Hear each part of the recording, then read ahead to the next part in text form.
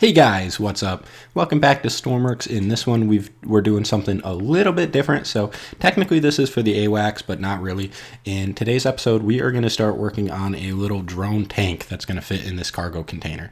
So I had this idea a while ago, and I've actually made one in the past, but it was way back in Stormworks before the Search and Destroy DLC existed.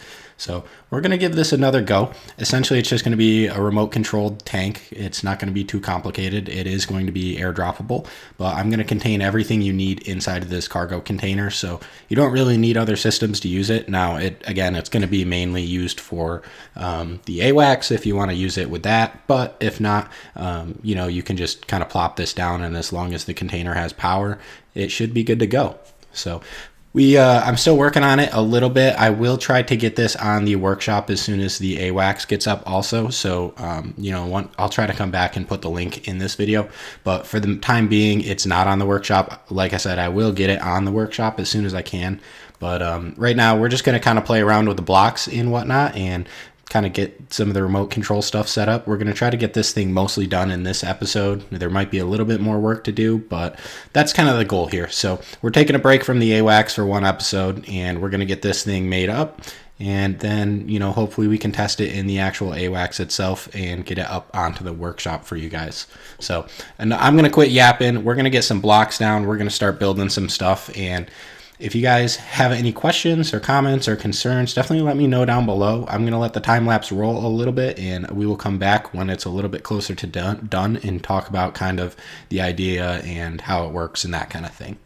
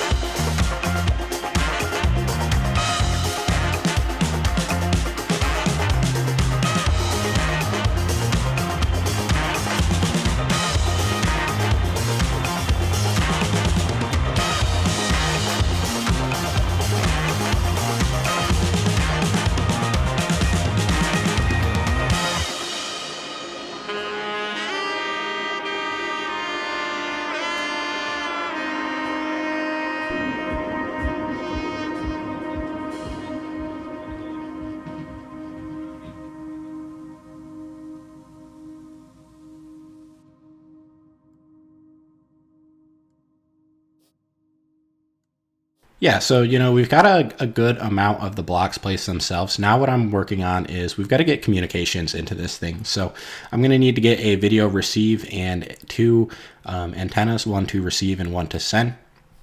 And then we'll have to set up all of that kind of stuff. It's really not too hard. I'll try to explain it a little bit, but this tank is going to be relatively simple. I'm not going to add like a spinning turret ring or anything like that. So it's just going to it's just going to have pitch on the gun, but it's going to be pretty easy to drive and quite maneuverable. So that's kind of the idea with that is, I didn't want you guys to have a ton of different controls with this thing.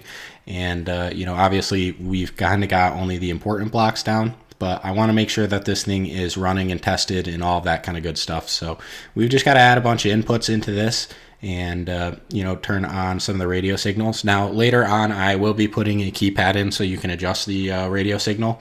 What's cool is this is going to connect to the vehicle with a hard point, and we're going to send the data into the hard point to change the channels on the creation. So basically, you'll put one number in, and it will kind of change all of the other numbers for the communication signals, so they're not on the same channel, and it kind of randomizes them a little bit, and that way you can run as many of these as you want at once, and it won't really kind of mess up any of the radio channels as long as you choose a different one. Now, since we're using a composite in and out and a video, basically we're just going to do a little bit of math trickery with that. So we're going to send the input from the keypad into a couple function blocks with those. So all of the radios aren't working on the same signal, and they're not adjacent signals either. So it'll kind of be a little bit all over the place, but we'll kind of get into that in a moment. Right now, I'm trying to set up the controls for the vehicle itself. So we've got to add, the brakes and the steering and the throttle and all that kind of good stuff into the actual drone itself.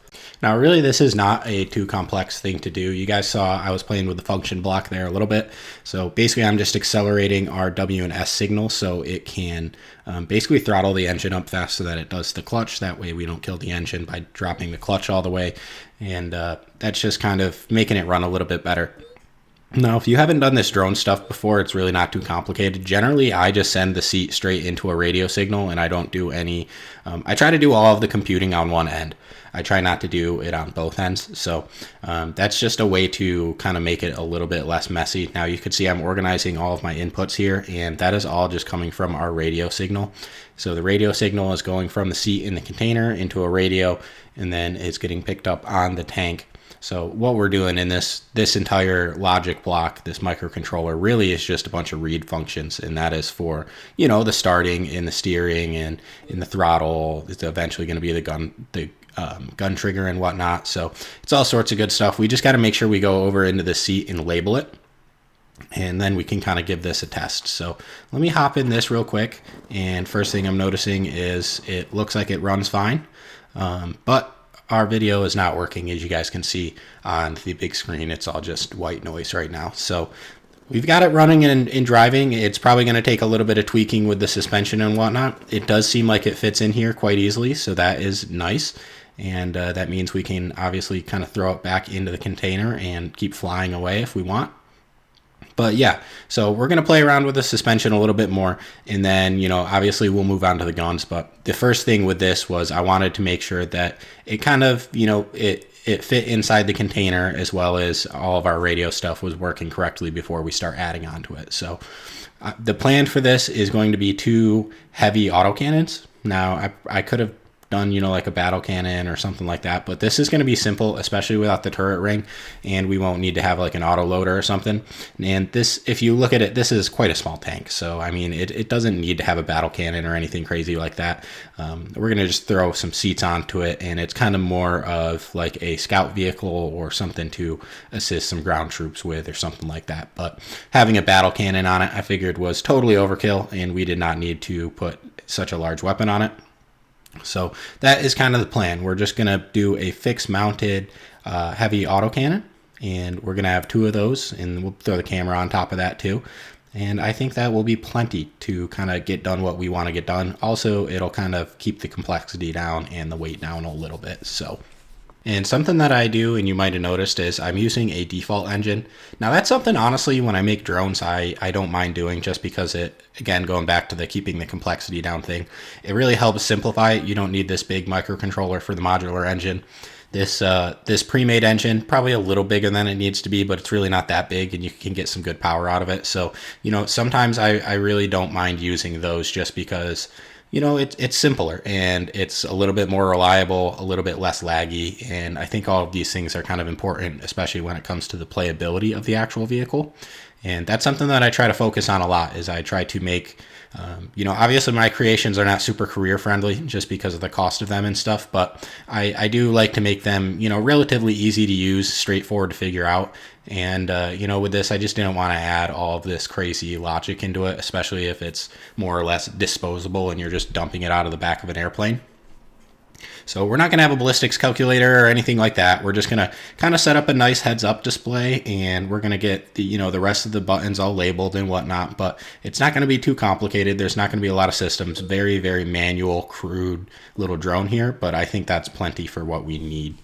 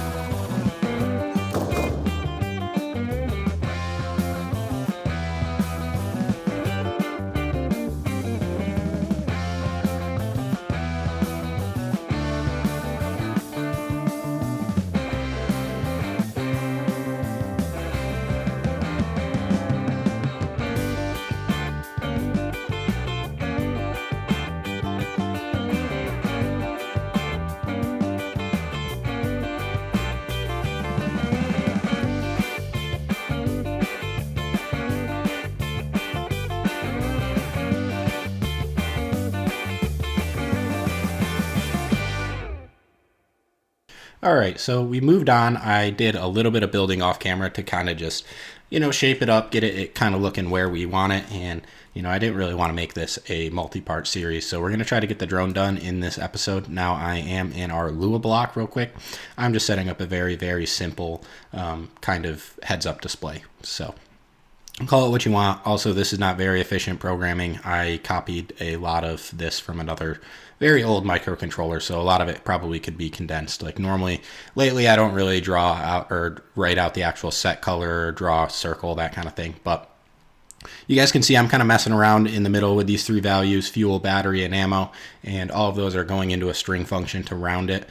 And that should hopefully keep the numbers a little bit cleaner on the heads-up display. Now that's the screen. You can see we've got a little bit of alignment issues on that, so we're gonna have to go back and kind of fix it. I must have got the coordinates wrong, but that's okay. And the big thing with this is I'm trying to line it up on both that screen and the the viewing port.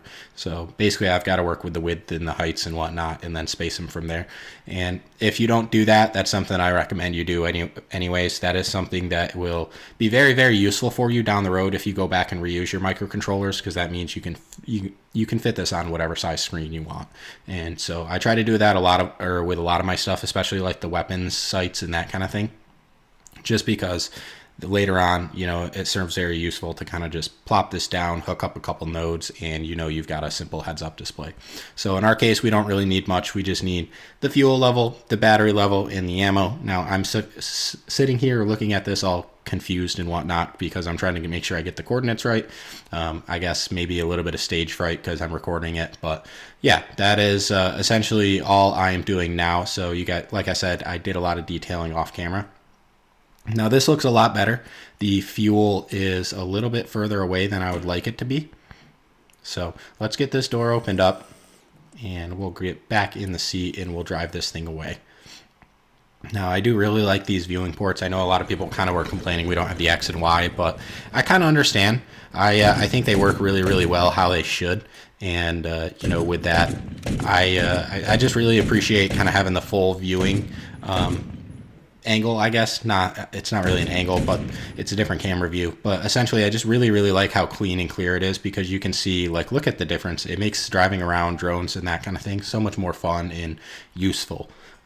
But yeah, so we got everything hooked up. I'm kind of just ranting about the Lewis stuff, but yeah, it's all hooked up. Our sights are pretty good. They're nice and accurate, and I like this screen. It's not too cluttered. Probably could have done a little bit more, maybe some hit detection stuff in the future and whatnot, but yeah, that's kind of what we're going for. Now, this isn't necessarily finished, so it will kind of change a little bit here and there as we build more, but like I said earlier in this video, I will get this out on the workshop. I'll try to get it out around the same time that the Awacs does, if not before. That way you guys can kind of play with this. And also, like I mentioned, you don't really need to use this inside the Awacs, since all the logic is being stored internally. All this thing really needs is a supply of fresh electric. And you should be able to use this drone wherever you want, drop it out of whatever you want, carry it however you want, that kind of thing. So it is just normal dimensions. All the connectors are still there and all that kind of good stuff. So it should be relatively versatile for you to use. And that's kind of the other thing that I wanted with this drone, was I wanted it to be ready to use by anybody, not only with the plane that we're making. Now, I've kind of been ranting on a little bit. This is pretty much all the building we're going to do, so I will say probably a relatively good time to wrap up the episode. But this is just a quick little build series that I wanted to share with you guys, because I thought it was fun, and this will give you more stuff to kind of play with in the game once I get the Awacs released. Like I said, you should be able to get full-size cargo containers in that plane, so technically speaking, you could have 2 of these and run them off of completely different channels, and you should be all right. But yeah, I'm just kind of messing around in the overworld now, and so like I said, expect some things to change with this. This is just kind of the bare bones of the build, and I just figured that you guys would kind of like something like this. Now, if you want like a tutorial on how to make simple drones like this in the future, let me know. It's something that I can maybe mess around with.